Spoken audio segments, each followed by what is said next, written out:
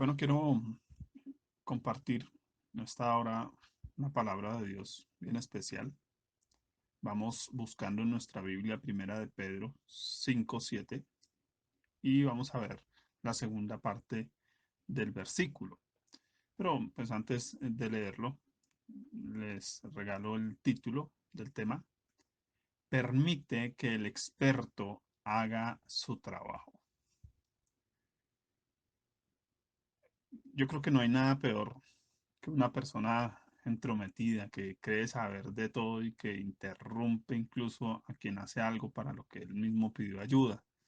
Eh, a alguien a quien se le pudiera decir, ¿para qué me pide ayuda si no me va a dejar hacer lo que yo como profesional sé hacer?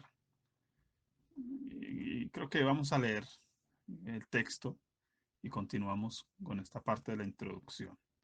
Dice la escritura, primera de Pedro 5:7, la parte B, porque Él tiene cuidado de vosotros. Tome esa palabra, porque Él, está refiriéndose a Cristo, tiene cuidado de vosotros. Estamos hablando de la persona entrometida, de la persona que le pide a uno arreglar su lavadora, y mientras uno va a ir a arreglar su lavadora, está diciéndole, ¿y por qué no le mueve aquí? ¿Por qué no le hace aquí? ¿Por qué no le...? Creo que ese tipo de persona llega a fastidiar precisamente porque eh, no está dejando al experto hacer su trabajo. Pero, ¿qué tal si llevamos eso al ámbito espiritual? Porque peor es un cristiano que dice, Dios se encarga de mis problemas. Yo creo que el Señor está actuando. Ya oré al respecto de tal asunto. Y luego vemos a ese mismo creyente orando insistentemente mientras parece insinuarle o incluso darle instrucciones al Señor, como si fuera posible hacerlo, sobre cómo hacer las cosas. De alguna manera vemos a esa persona diciéndole a Dios, Dios, ¿y por qué no haces esto así? ¿Por qué no haces esto así? ¿Por qué tiene que pasar esto así? Y pareciera que esa persona ve a Dios no como el experto que está a cargo de sus asuntos. Ahora, vemos a esa misma persona también metiendo sus sucias e incrédulas manos donde Dios las tiene puestas. Él no logra ver a Dios actuando. En nuestro argot popular decimos, le quiere enseñar a su papá a hacer hijos. En este caso sería, le quiere enseñar a Dios cómo ser Dios. Le quiere enseñar al Salvador cómo salvar. Ese tipo de persona dice que descansa en el Señor, pero en la práctica, pues no lo hace. Ahora, ¿qué es lo que hace tan difícil que los cristianos descansen en los cuidados del verdadero pastor? Porque es algo que como ministro que he trabajado tantos años con pastores, me preocupa ver que las personas no han aprendido a descansar en Dios. Las personas no logran ver a Jesús como su pastor, su verdadero pastor. Ellos siempre están diciendo en mi iglesia, mi pastor dice, mi pastor piensa, pero muy pocos los escucho no decir Cristo dice, Cristo piensa. Y creo que han perdido el enfoque porque y van a una iglesia, ellos no se sienten iglesia, ellos no se creen ellos mismos iglesia. Y creo que eso es algo que ha afectado nuestra cristiandad en este tiempo.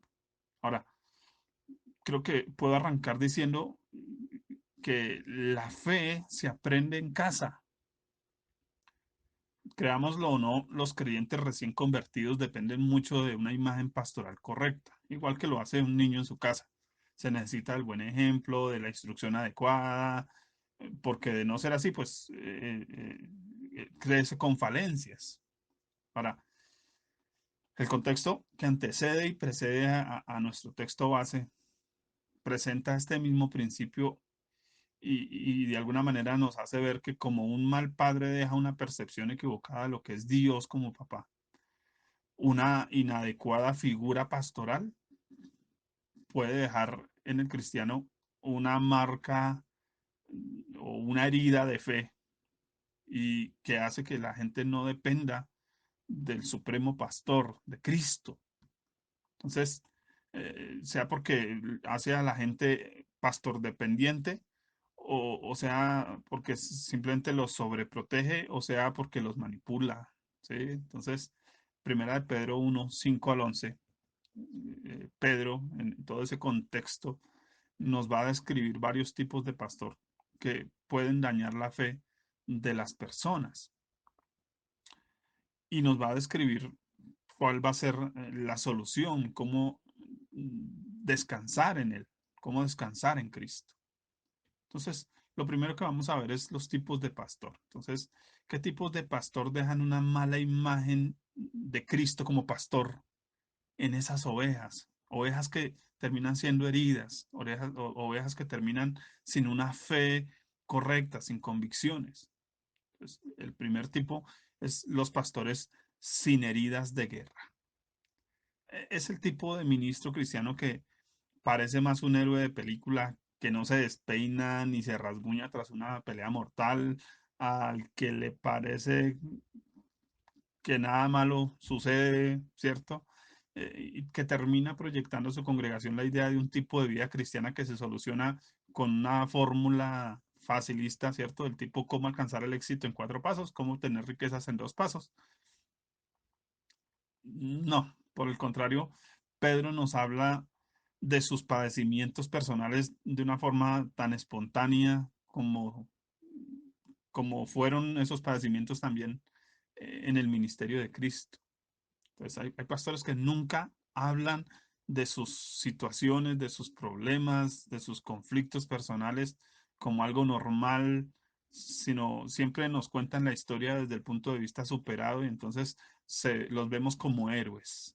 Pero mire lo que dice el versículo 1: ruego a los ancianos que están entre vosotros, yo anciano también con ellos, y testigo de los padecimientos de Cristo, que soy también participante de la gloria que será revelada.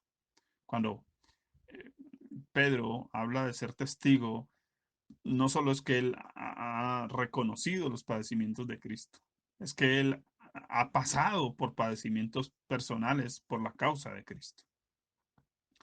Ahora, el apóstol ve gloria revelada detrás de sus padecimientos y quiere que los creyentes pues puedan disfrutar de ella. No lo harán si su percepción de la vida cristiana es como reposar sobre una suave almohada de plumas de pato, como un paraíso terrenal que no requiere ningún tipo de lucha o sacrificio. Ver a los pastores superar sus propios obstáculos, y creo que no se valora mucho, pero es un estímulo para la fe de los feligreses, porque qué bueno ver personas tan humanas como yo, no ese tipo de pastor que pareciera que todo le sale tan perfecto, tan perfecto. Creo que ni siquiera Cristo se mostró de esa manera. Podemos ver a Cristo diciendo a sus discípulos, mi alma está angustiada. Podemos ver a Cristo descansando porque estuvo cansado. Podemos ver a Cristo enojado cuando estuvo enojado. Creo que necesitamos tener una visión correcta porque de alguna u otra manera nos perdemos de la vida cristiana y vemos la vida cristiana como algo que tiene que ser fácil, que tiene que ser sencillo, sin esfuerzo. Segundo tipo de pastores es el tipo de pastor sin voluntad.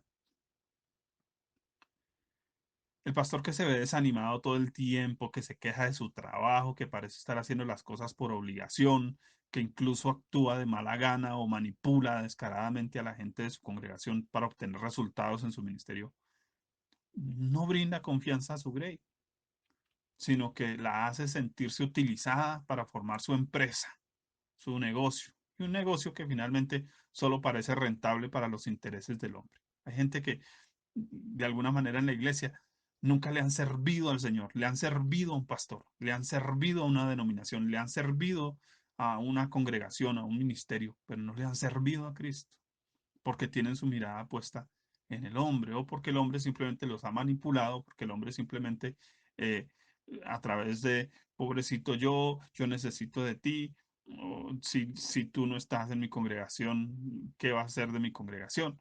No, no, no, no. Mire lo que Pedro aconseja en los versículos 2 y 3.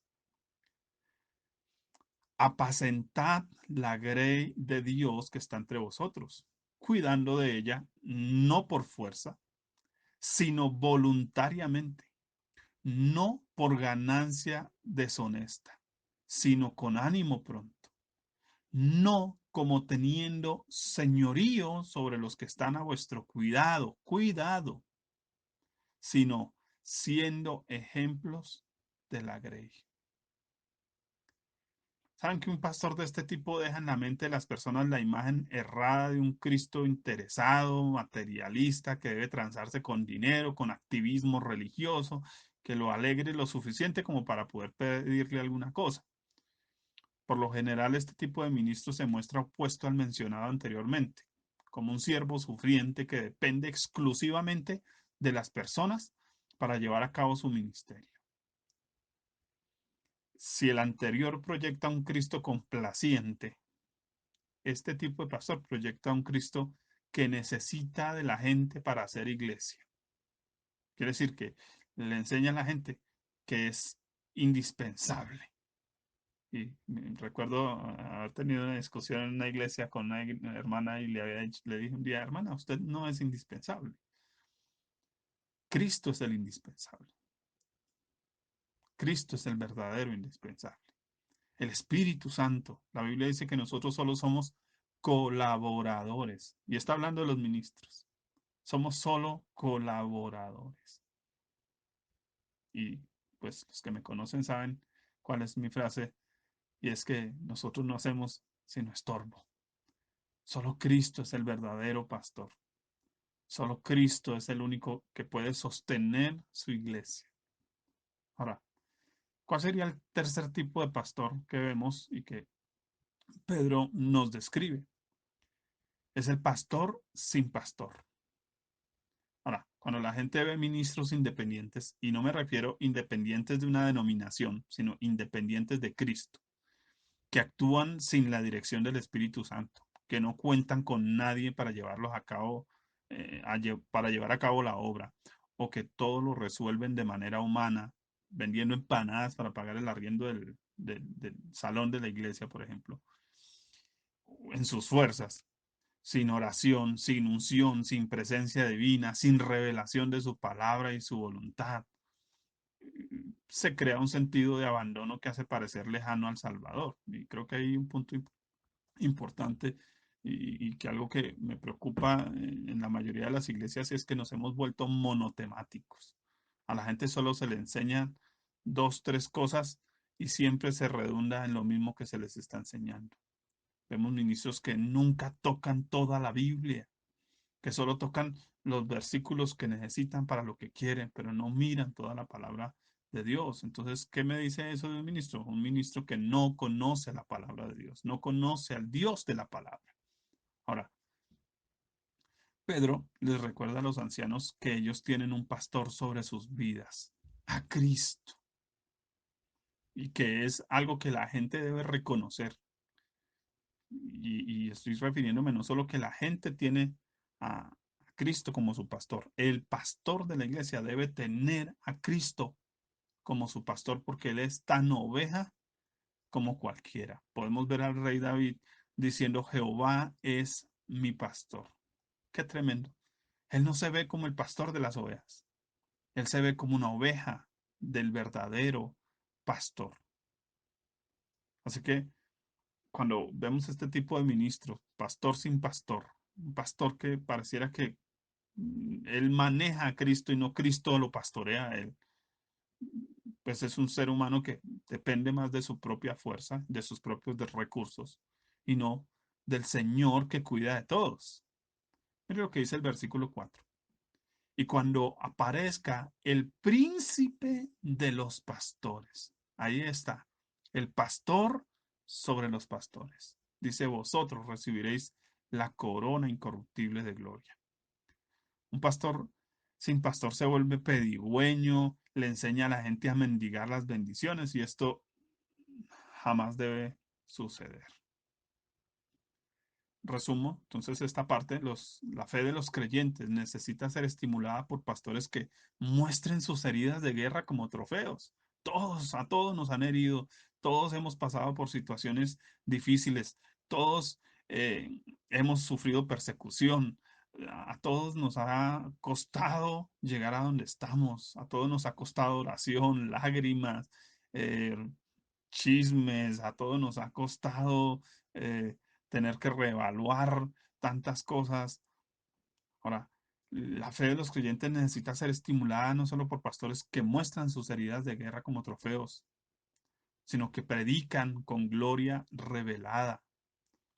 La gente necesita oír la palabra de Dios. Solo en la palabra de Dios hay el alimento. Así que la gente necesita ser estimulada por pastores que les alimenten con una enseñanza bíblica que revele a Cristo. Qué interesante que Jesús les dice a los fariseos que leían tanto su Biblia, que leían tanto la escritura. Dice, escudriñen las escrituras. A ustedes les parece que en ellas tienen vida, pero ellas dan testimonio de mí. El verdadero mensaje de la Biblia no es una teología. El verdadero mensaje de la Biblia no es quién soy yo para Dios. El verdadero mensaje de la Biblia es quién es Cristo, quién es Él. Jesús les dice a los mismos religiosos, porque de mí escribió Moisés. Quiere decir que en el Génesis, Éxodo, Levíticos, Números, Deuteronomio, nos habla de nadie más que de Cristo. Él es el verdadero personaje. No vamos a hablar de la valentía de David, vamos a ver a Cristo detrás de David. No vamos a hablar de la fe de Noé y del trabajo de Noé. Vamos a ver a Cristo en esa arca. Es lo que necesitamos empezar a ver, a Cristo en las Escrituras. Por eso la fe de mucha gente está tan debilitada, porque no han mirado a Cristo. Se están mirando a sí mismos, están mirando su condición, no están mirando a su Salvador, que es el que realmente se encarga de ellos. ¿O cuándo ha visto usted una oveja que se salve a sí misma?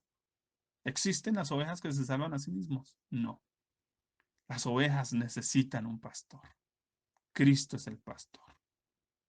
Ahora, la fe de los creyentes necesita ser estimulada por pastores que den ejemplo, ejemplo de buena voluntad, de dependencia en Dios, porque los pastores también dependemos de Dios, no tenemos por qué depender de la gente. Y debemos dar ejemplo de humildad.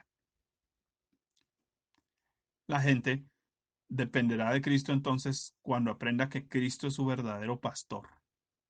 Cristo es su pastor. Si usted se sienta en una congregación y usted escucha el mensaje y no oyó a Dios, sino a su pastor, usted no está oyendo a Dios. Cristo es su verdadero pastor. Jesús dijo, mis ovejas oyen mi voz y me siguen. Usted no está llamado a seguir a una iglesia, usted no está llamado a seguir una congregación, una denominación, un sistema religioso, una teología. Usted está llamado a seguir a Cristo, a seguir su palabra, porque la gente que depende de Cristo va a ver su Biblia y en su Biblia va a encontrar las respuestas. No hay salida en ningún otro lugar. La palabra de Dios, allí están las respuestas. Ella es la base de nuestra fe. Ahora la gente dependerá de Cristo cuando aprenda no solo que Cristo es su verdadero pastor, que en su Biblia están las respuestas, sino que son tan ovejas como sus pastores. Cuando ellos se den cuenta que necesitan ser pastoreados igual que su pastor lo único que tiene de diferente es que va un paso adelante, que él ya pasó por ese hueco y quiere decirle a usted no pase por ahí, dé la vueltica por allí, mi hijo, para que no se caiga ahí. Ahora, no estoy diciendo que la fe de las personas depende del tipo de pastores que tienen, pero influencia demasiado, porque cuando una persona llega a una iglesia viene como un bebé recién nacido, en ceros, sin ningún tipo de información. Toda la información que recibe la recibe inicialmente de sus ministros, de sus pastores.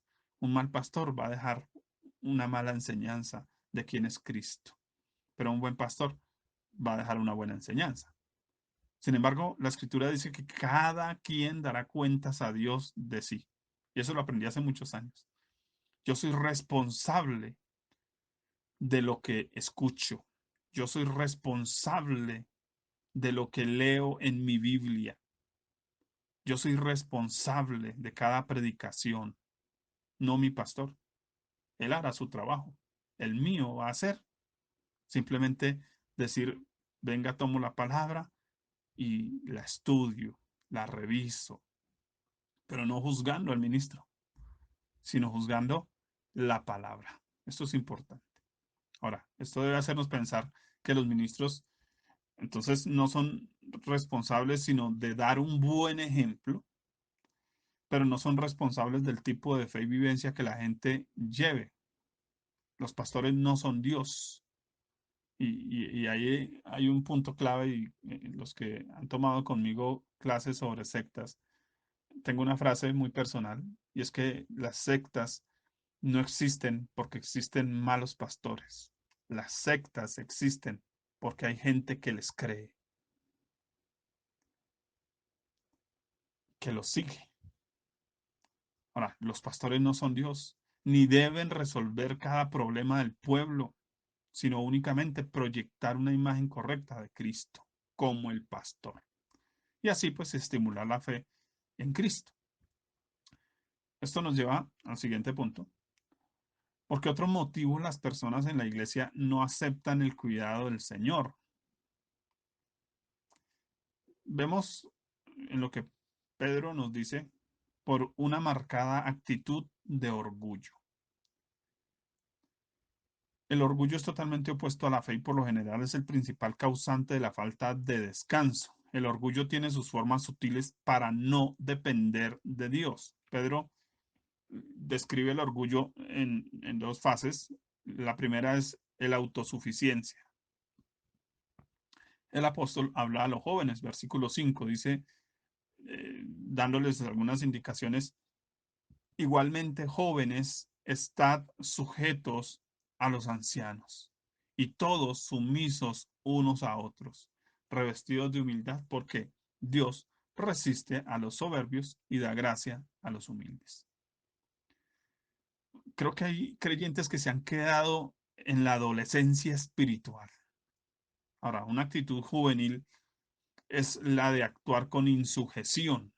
Esto es, que se vale por sí mismo, que no busca el gobierno de nadie, no quiere quien le oriente en sus disciplinas espirituales, ni mucho menos quiere consejo de nadie. Esto es orgullo en su estado más puro. Si una persona no logra interdependencia, y escuche esa palabra, interdependencia, con sus mayores o gente más experimentada que le indique el camino, pues mucho menos va a depender de un Cristo que no ve. Los humildes, por su parte, se revisten de humildad, es decir, se visten voluntariamente con un traje que les opaca su propia capacidad, que les permite disfrutar del consejo sabio, escuchar, escuchar. Ahora, Dios va a honrar dicha actitud y va a dar mayor brillo en su interior al creyente con una actitud humilde. Este va a ser respaldado por el Señor de mayor forma que aquel que se llena de soberbia y que parece no necesitar nada de nadie. Y no hablo de hacernos enfermizos dependientes de los demás, sino de interdependencia. Pedro utiliza la palabra sumisión, que es una forma de sujeción mutua y rítmica que interactúa con los demás. Y las personas que han estado con nosotros igualmente entienden la diferencia entre sometimiento, sujeción y sumisión. El malo necesita ser sometido. Por eso yo me someto a Dios por mi maldad. Sujeción significa agarrarme de algo que me pueda sostener. La iglesia necesita sujetarse a pastores que tengan la fuerza para sostenerlo. Si no tienen la fuerza, no tienen por qué sujetarse a ese tipo de personas. Eso lo hemos mirado en otros temas. Sumisión es sujeción mutua. Quiere decir, a veces el uno está sujetando al otro o el otro sujetando a aquel. Eso creo que es entendible. Ahora, el segundo problema del orgullo se muestra en la ignorancia. No hay nadie más orgulloso que alguien que tiene la vista corta respecto al carácter y forma de actuar de Dios. El orgulloso por lo general es un ignorante, a veces por convicción, en otros casos por omisión. Quiere decir, porque no busca aprender, no le interesa aprender, no se esfuerza por aprender. Él cree que Dios tiene que actuar de cierta manera porque así se lo ha prefijado en su propio pensamiento. Se resiste al actuar divino porque no se acomoda al molde que ya tiene armado en su mente. Entonces no aprende cosas nuevas, no se abre a aprender, no se abre a crecer. Ahora, tampoco quiere ver la mano divina detrás de todo lo que sucede en su vida. Entonces no se somete a esa mano y emprende entonces a huir a toda costa en busca de sus propios caminos.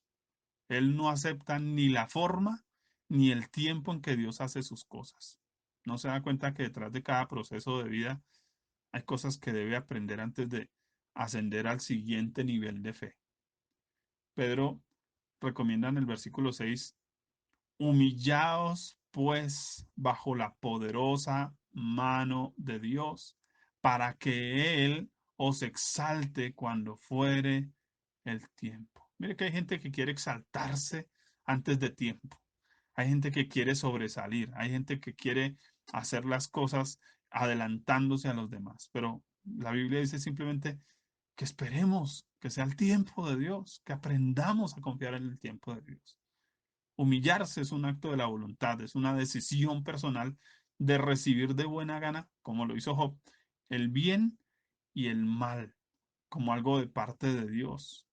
Y entendiendo que los pensamientos del Padre Celestial son siempre más altos, igual que lo son sus caminos profundos.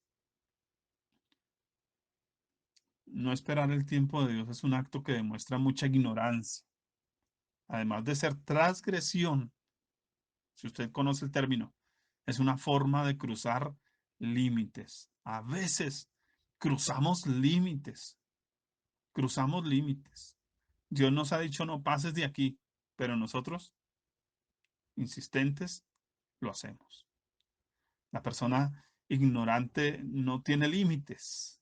La persona ignorante no respeta, no valora. La persona ignorante, de alguna manera, habla por hablar, no piensa las cosas antes de decirlas. La persona ignorante, de alguna manera, está cuidando primero su imagen o esa imagen que tiene de Dios. ¿Por qué? Porque no quiere que lo vean como un cristiano fracasado. Y entonces hace todo lo posible por hacer él lo que le corresponde únicamente hacer a Dios. Termina por quitarle la gloria a su Señor y deshonrarlo.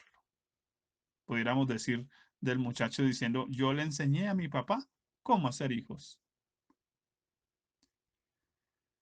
Una persona no acepta el cuidado de Cristo sobre su vida, entonces, por tres cosas, se las resumo: por orgullo, por apariencia o por afán. Pasemos a la solución. ¿Cómo disfruta un creyente del cuidado experto de Cristo? Los versos 7 al 11 nos dan la respuesta pastoral que Pedro nos ofrece. Empiece por hacer un desalojo con propósito. Dice el versículo 7, la parte A, echando toda vuestra ansiedad sobre él. El término echar se refiere a un acto insensible de tirar o botar algo por considerarlo inservible. Note que no se trata de echar el problema sobre Jesús, sino de echar la ansiedad. La ansiedad es el verdadero problema. La ansiedad es esa basura que contamina nuestra fe. Así que sea insensible con su hipersensibilidad. Creo que recuerdo hace unos años ministrando a una joven y tenía un problema demoníaco y estábamos ministrando y no lográbamos entender qué era lo que le sucedía y cómo ella fuera libre. Y pidiendo al Señor una respuesta en medio de la administración, el Señor me decía, demasiado sensible. Creo que cuando una persona es demasiado sensible es porque está demasiado herida. Creo que cuando una persona está demasiado sensible, no me toquen aquí, no me miren aquí, no me digan acá, no se metan acá, no crucen aquí, ese tipo de persona tiene un problema, tiene ansiedad. Su fe está herida, su fe está dañada. Pero Pedro nos recomienda aquí que echemos, y ese término echar también se usa para echar fuera demonios. Ese echar, pero ¿qué es lo que debemos echar? Nuestra hipersensibilidad. Segundo lugar, Pedro nos aconseja mirar en la dirección correcta. El versículo 7b dice, porque Él tiene cuidado de vosotros. Piénselo. ¿Quién tiene cuidado de usted? ¿A quién le corresponde cuidarlo a usted realmente? No se puede fijar la mirada en dos lugares a la vez. ¿Miramos a Cristo o miramos al hombre? ¿Usted está en la iglesia por Dios o no lo está por Él? Sencillo. ¿Miramos al cielo o nos miramos a nosotros mismos? O sea, ¿dependemos de Él o dependemos de nosotros mismos? ¿Miramos el problema o miramos la solución? ¿Saben que ver la dificultad trae autocompasión y desánimo? Mirar al solucionador, esto es a Cristo, produce confianza. Dice, porque Él tiene cuidado de nosotros. Dígalo, Dios tiene cuidado de mí. Cuidar es mirar de manera constante sobre algo o sobre alguien. Y en la escritura se usa para describir el cuidado de una madre sobre su bebé recién nacido. Así que Jesús tiene su mirada puesta sobre usted todo el tiempo. Créalo. Él no le va a dejar caer al punto de ser imposible levantarse. Si el Padre no dejó a su Hijo en la tumba, Cristo no lo dejará a usted eternamente en una mala situación. No lo va a dejar eternamente confundido, no lo va a dejar eternamente en un problema, en una situación. En tercer lugar, discierna la realidad espiritual. No podemos negar que existe un enemigo espiritual al que no le importa si usted está en abundancia o en escasez. Y quiero que me preste toda la atención en este punto. Al diablo no le importa si usted está feliz o está triste. Él también puede trabajar para hacerlo feliz. A él no le importa si usted está a gusto o disgustado. A él no le interesa si usted tiene la doctrina correcta o la incorrecta. Si usted tiene el hogar perfecto o el hogar imperfecto. Todo mientras pueda mantenerlo en una actitud de independencia de Dios. Y ahí el punto. De alguna manera, el enemigo va a tratar a toda costa de ponerlo a usted en algún extremo. Siempre lejos de la voluntad de su Padre. Siempre inconforme. Creo que es lo que el enemigo quiere, que estemos inconformes, que creamos que nos falta algo. Eso es lo que le ofreció a Adán, a Eva. Seréis como Dios, no se conformen con ser seres humanos normales, no se conformen con lo que tienen, busquen más. Y tanto el rico como el pobre son inconformes, porque si pobre, se queja, si rico, ambiciona más. Y en ambos casos se vive en absoluta independencia de Cristo, porque se pasa la vida quejándose, se pasa la vida simplemente trabajando para sí mismo, pero no buscando la voluntad de Dios. ¿Saben que la vida perfecta no se trata de estar bien o mal, sino de estar en la perfecta voluntad del Padre? No se trata si usted está contento, no. Se trata si el Padre está contento. Yo le pregunto, ¿está Dios contento? ¿Entiende usted la perfecta voluntad de Dios para usted? Ténganlo en cuenta. Si el diablo lo aleja de dicha voluntad, usted va a terminar siendo presa de sus malvados planes. Y él lo sabe. Usted va a terminar siendo imperfecto para los proyectos divinos. Y eso es lo que él quiere. ¿Lo entiende? Es por eso que, pues, Pedro advierte allá en el versículo 8: sed sobrios y velad, porque vuestro adversario el diablo, como león rugiente, anda alrededor buscando a quien devorar. Qué interesante, pero el diablo no lo quiere devorar a usted. A él no le interesa. Su carne no es sabrosa para él. Él quiere devorar su confianza. Él quiere devorar su fe en Dios. Entonces ofrece salidas fáciles que pueden ser sutiles engaños o salidas difíciles que pueden ser torturantes estorbos. Nunca le va a proponer buscar salidas reveladas por Dios. ¿Sabe que esa debe ser nuestra actitud? Señor, muéstrame tu voluntad. Señor, tal vez yo quiero agradarme en esto, pero ¿cuál es tu voluntad? ¿Qué es lo que tú quieres? En este punto, velar significa pasar cada circunstancia de mi vida por el filtro de la palabra de Dios para discernir su origen, su tiempo y sus propósitos. Le voy a repetir esa frase.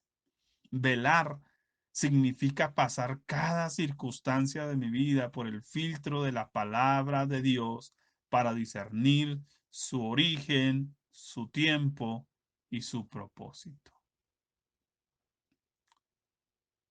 En siguiente lugar, resista en la fe. El varón de Dios entrega una solución más al decir en el versículo 9: al cual resistid en la fe, sabiendo que los mismos padecimientos se van cumpliendo en vuestros hermanos en todo el mundo.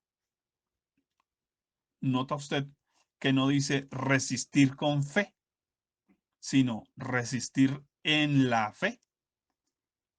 Existe una diferencia bien marcada en esas expresiones. Resistir por fe, que es ese positivismo religioso que nos han vendido hace muchos años, puede ser solo un tipo de sugestión positiva que apela a la fuerza de voluntad o a los buenos deseos. Yo declaro, yo confieso, yo creo. No, no, no, no. Eso no es lo que Pedro está diciendo. Él está hablando de resistir en la fe. ¿Y qué es resistir en la fe? Es resistir sobre el fundamento de creencias aprendidas en la palabra de Dios. Hacerlo porque son claras y porque son firmes convicciones. Oiga, no hay nada peor que un creyente que no tiene convicciones propias, que la Biblia dice de aquellos que son arrastrados de aquí para allá, que son llevados como nubes, que son llevados como olas del mar. ¿Por qué? No tienen convicciones, porque no están seguros de lo que ellos mismos creen. Así que la Biblia dice resistir firmes en la fe. Quiere decir, usted tiene una fe clara, tiene convicciones claras. Ahora, resistir en la fe es resistir de acuerdo al modelo divino, hacer las cosas a la manera de Cristo y con el mismo espíritu que Cristo lo hizo. Es resistir desde una identidad aceptada de quién es usted en Cristo. Recuérdelo, usted sin Cristo no es nada, pero usted en Cristo es todo lo que Cristo quiere que usted sea. Ahora, tal resistir debe ser animado, pues, por la percepción de que usted no es el único que está experimentando padecimientos. Dice Pedro, sabiendo que los mismos padecimientos se van cumpliendo en vuestros hermanos en todo el mundo. Créalo, usted no es el único que está padeciendo, usted no es el único que sufre, usted no es el único que se enfrenta a pruebas, usted no es el único. Hay muchos más, dice, se van cumpliendo en vuestros hermanos, en todo el mundo. Qué tremendo es. Creo que hoy es mucho más visible para nosotros, porque todos estamos pasando una situación similar. El siguiente consejo de Pedro es: aprenda a padecer. Quizás a usted este consejo le parezca negativo, cruel, y puede serlo si usted confunde padecer con aguantar maltrato o negar sus derechos a costillas del egoísmo ajeno, o si piensa que padecer es sufrir de manera innecesaria, o incluso si le parece que padecer es ser castigado injustamente. La mayoría de personas no estudian su Biblia de forma personal, por lo que se tragan cualquier cosa sin discernirla o entenderla en su contexto. Veamos lo que dice Pedro al respecto. Versículo 9: al cual resistid firmes en la fe, sabiendo que los mismos padecimientos se van cumpliendo en vuestros hermanos en todo el mundo. Padecer es un término asociado con la disciplina deportiva. Es una forma de describir la voluntad del deportista por superarse para lograr una meta trazada. Es el ejercicio del carácter y voluntad que se obliga a sí mismo para llegar a la estatura deseada. No es soportar de mala gana a los demás o a las circunstancias, sino mirarlas como quien ve las pesas del pesista. Es ver los asuntos difíciles como oportunidades para crecer en la fe y entrenarse para la vida eterna. Miren, yo he aprendido algo que para mí ha sido clave, y es que toda mi vida cristiana es un entrenamiento. Yo no me entreno escuchando predicaciones. Yo me entreno escuchando a la gente, escuchando su corazón, viendo a la gente actuar, orar, viendo a la gente superar sus propios conflictos. El entrenamiento es toda una vida, todo el tiempo Dios nos está enseñando. ¿Saben? El competidor se obliga a sí mismo a cumplir con las tareas designadas en la planilla del entrenador, y quiero que se lo imagine, porque Dios, su Salvador, tiene una planilla, y en esa planilla hay diversos ejercicios, obstáculos, penitencias, como quiera llamarlo. Y usted y yo debemos cumplir con esos padecimientos. ¿Ve la palabra cumplir? Quiere decir que cada uno está poniendo su propia marca en la fe, que a medida que cumple con cada prueba que se le presenta, pues crece. A mayores pruebas vencidas, mayor el potencial del creyente, mayores los milagros, mayor el fruto de la fe. Así que este tipo de actitud voluntaria de padecer traerá pues sus recompensas. Cada cosa en nuestra vida es una lección. Había una frase de un hombre, decía: tu corazón habla tan fuerte que no puedo oír lo que dices. La vida es una escuela. La vida es una escuela. Un creyente que solo ha aprendido Biblia sentado un domingo en la iglesia, no ha aprendido nada. La vida es la escuela de Dios. No lo olvide. Resumamos esta parte. El cristiano dependiente de Dios y entrenado en la fe, pues va a disfrutar de la gloria eterna en Jesucristo, de un carácter que encaja con el propósito del Padre Celestial, de una firmeza única. Entonces, vemos creyentes firmes, vemos creyentes fuertes y vemos creyentes estables. Mire que si dependemos de Dios, vamos a tener fuerza, vamos a tener firmeza, vamos a tener estabilidad. Mientras que si no dependemos de Dios, vamos a ser inestables. Vamos a ser como niños que necesitan de una nana.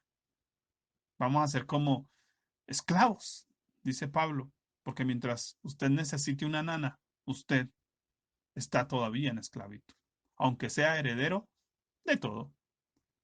Mire lo que dice el versículo 10. Mas el Dios de toda gracia, que nos llamó a su gloria eterna en Jesucristo, después que hayáis padecido un poco de tiempo, Él mismo os perfeccione, afirme, fortalezca y establezca. Así que la mayor recompensa al final será la gloria de su Señor. No estamos trabajando por nuestra propia gloria. No nos interesa nuestra propia gloria. No vamos a llegar allá diciendo, Señor, mira todo lo que logré, mira todo lo que aprendí, mira todo lo que crecí, mira todo lo que... Porque definitivamente siervos inútiles somos. Solo Él merece la gloria. Él es nuestro Señor, Él es nuestro Dios, Él es nuestro Maestro, Él es nuestro pastor. Mire lo que dice el versículo 11. A Él sea la gloria y el imperio por los siglos de los siglos. Amén. ¿A quién? ¿De quién es la gloria? Sabe que si usted logra las cosas en sus propias fuerzas, la gloria es para usted. Ya tiene su recompensa. Pero si usted depende de Dios, confía en Dios, la gloria le pertenece a Él.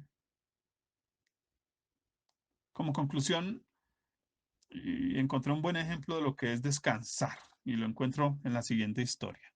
La historia cuenta que había un par de amigos conversando. El uno le decía al otro, en lo sucesivo ya no tendré preocupaciones. He encontrado un hombre que resuelva todos mis problemas. Ya no voy a mover un dedo, porque él se va a encargar de todo. ¿Y cuánto le vas a pagar a esa maravilla? Preguntó el otro amigo. $10,000 mensuales. $10,000. Pero, ¿de dónde vas a sacar tanto dinero? No sé. Ese es el primer problema que él va a tener que resolver. Bastante interesante, creo yo. Pienso que eso es entregar el problema a un experto. Eso es verdadero descanso. Le invito a repetir el texto inicial conmigo en primera persona, porque Él tiene cuidado de mí. De nuevo, porque Él tiene cuidado de mí. ¿Lo cree? Le pregunto sinceramente, ¿es esta una verdad práctica en su vivencia cristiana? ¿O quién cuida de usted? Conteste sinceramente al Señor. Y entonces apliquemos lo aprendido y oremos. Cierre sus ojos. Señor, en esta hora, Dios, yo quiero darte gracias por tu palabra. Dios, tú tienes cuidado de mí, pero creo que de alguna u otra manera no he aprendido a descansar en ti, quizás porque he tenido un mal ejemplo en mi casa, en esa congregación donde nací, donde crecí, simplemente porque me dieron una imagen incorrecta de ti como pastor. Sea porque tuve un pastor sobreprotector, o porque tuve un pastor descuidado, o porque tuve un pastor manipulador, o porque tuve un pastor amañado. Señor, hoy renuncio a cualquier mal ejemplo que haya seguido, Señor. Renuncio hoy a cualquier mal ejemplo que haya seguido. Si he seguido a hombres, Señor, y no te he seguido a ti, hoy determino, Jesús, seguirte a ti. Tú dijiste a tus discípulos, venid en pos de mí. Señor, tú nunca nos llamas a seguir a hombres. Tú siempre nos has llamado a seguirte a ti. No se trata de seguir una iglesia, una denominación, una teología, Señor. Se trata de seguir a la persona de Cristo. Hoy determino, Cristo, seguirte a ti, porque solo tú eres el camino que lleva a la vida eterna. Dios, te pido perdón hoy, Señor, por cualquier actitud de orgullo en mí, por mi sobradez, por mi actitud independiente, arrogante. Señor, por estar buscando siempre solucionar las cosas a mi manera, en mis fuerzas. Señor, perdóname, porque ni siquiera escucho con humildad, Señor. Enséñame.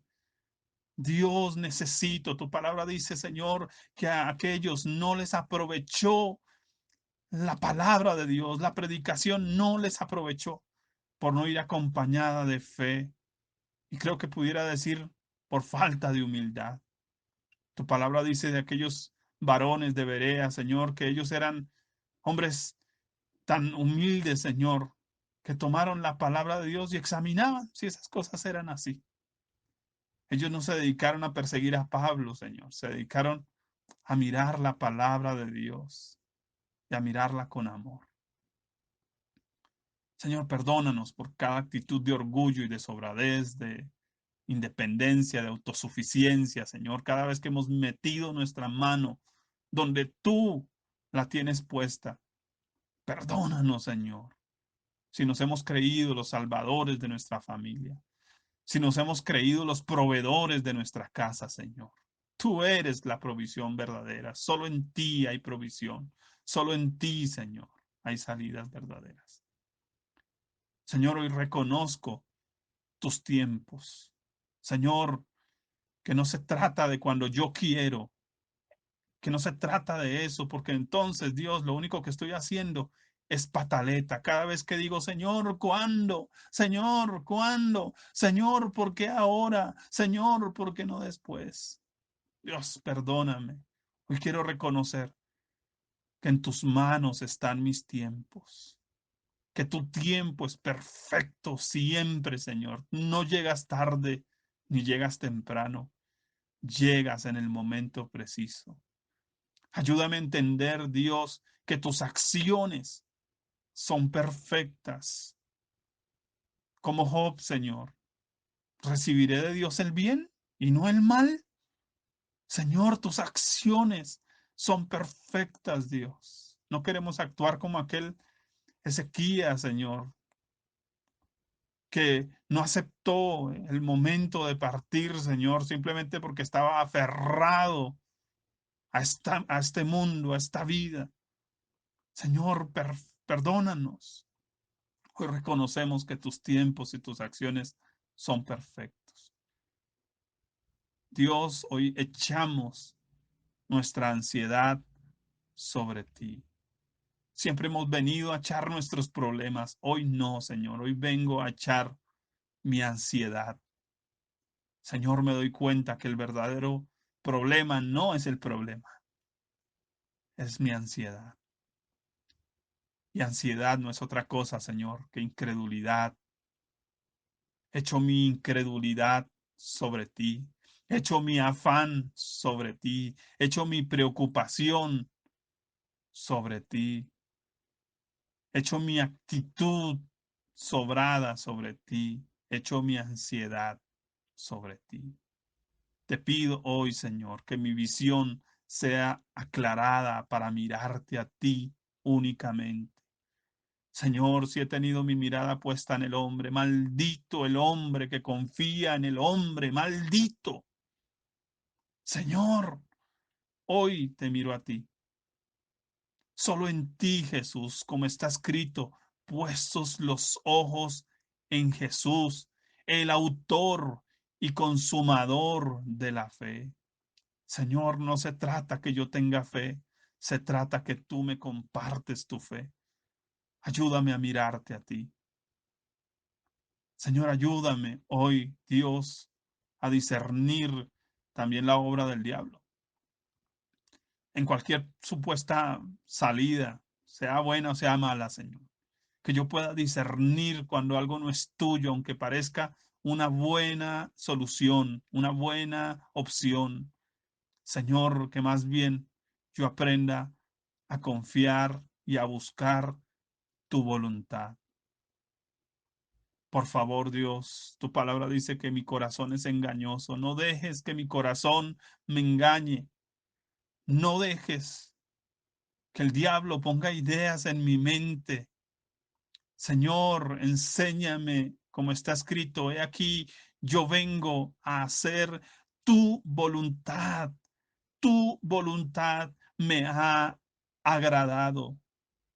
Ayúdame, Señor, a decir como lo hizo mi Señor, mi Cristo. No se haga mi voluntad, sino la tuya. Dios, que yo pueda afirmarme en lo que tu palabra dice, que yo pueda mirar en tu palabra mi principio de vida. Yo no me muevo por emociones, por sentimientos. Señor, lo hago por convicciones de tu palabra. Hoy determino, Padre, mirar a tu palabra, mirar a tus principios, actuar de acuerdo a lo que tú dices allí. Por favor, guárdame de acomodar tu palabra, líbrame de acomodarla para mi gusto, porque tu palabra no fue puesta ahí para gustarme a mí. Tu palabra fue puesta ahí para moldearme en mi mal carácter, porque ella es martillo que quebranta la piedra, porque ella es espada que penetra a lo más profundo de mi alma, que me ayuda a entender la vida, que discierne mis malas y buenas intenciones.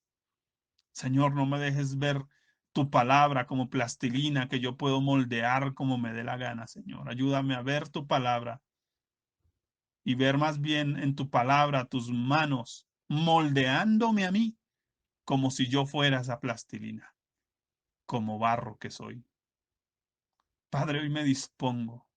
Dígale eso a Dios. Señor Dios, yo quiero disponerme a tu entrenamiento divino, porque tú no me estás entrenando para vivir feliz en esta tierra. Tú no me estás entrenando solo para ser un buen papá o una buena mamá.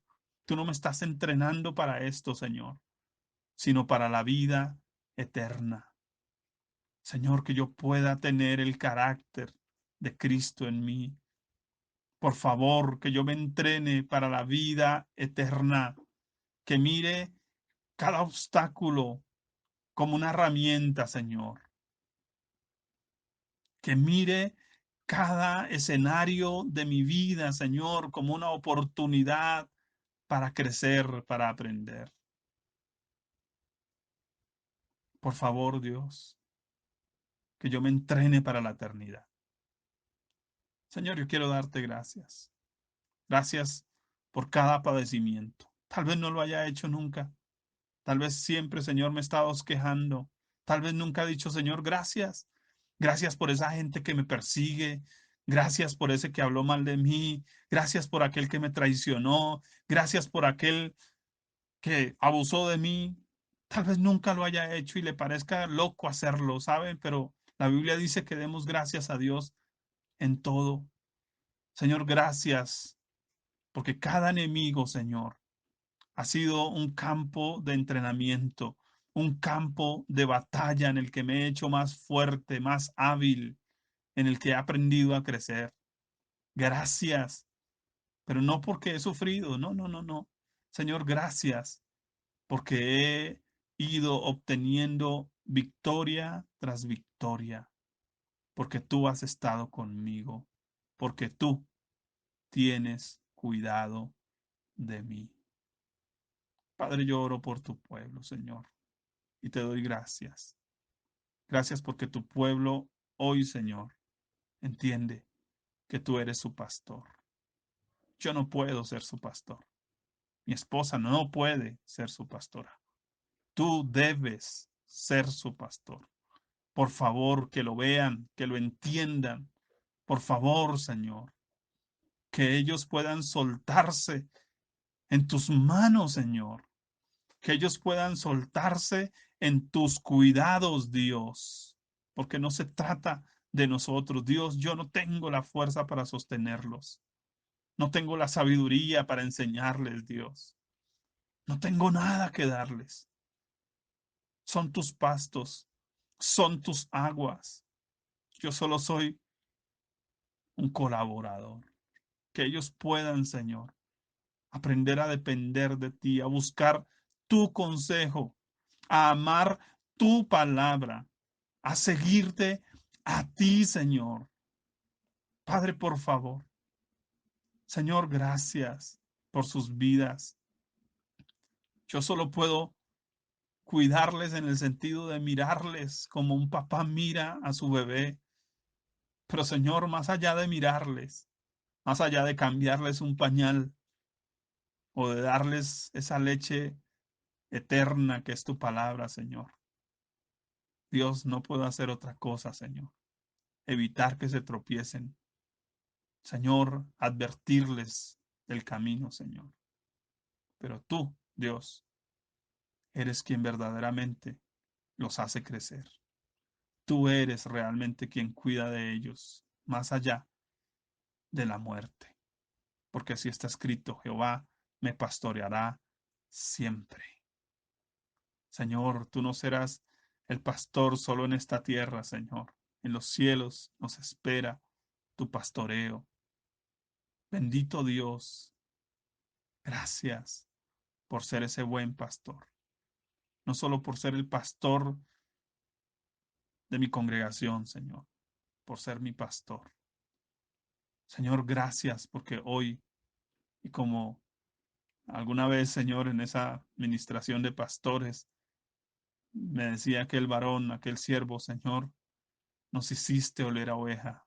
Señor, gracias, porque cada vez que recuerdo, Señor, que soy tan oveja como cualquiera, Señor, necesito depender de ti tanto como cualquiera de mis hermanos. Padre, ayúdame a no olvidar. Yo no soy pastor, cumplo una función pastoral. Tú eres el verdadero pastor.